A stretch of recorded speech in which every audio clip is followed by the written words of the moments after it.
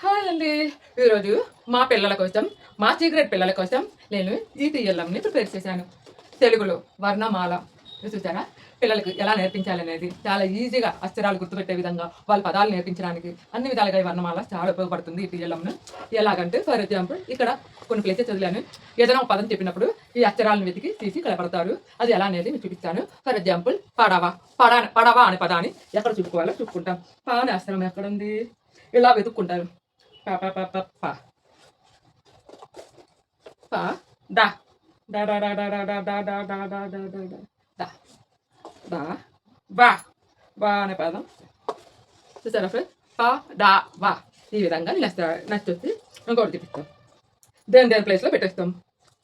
వా అనేది బా అనేది దా అనేది ప్లస్ నగరం నగరం పని చూద్దామా? నా నాకి ఇలా పెడతాం. గా గా గా గా గా పెడతాం.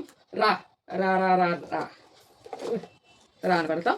సున్నా చూసారా ఫ్రెండ్స్? నగరం చూసారా ఫ్రెండ్స్? ఈ విధంగా పిల్లలకి నేను ఈ విధంగా వర్ణమాలని ప్రిపేర్ చేశాను. బాగుంటాయి. తప్పకుండా లైక్ చేయండి, షేర్ చేయండి. Please support my channel.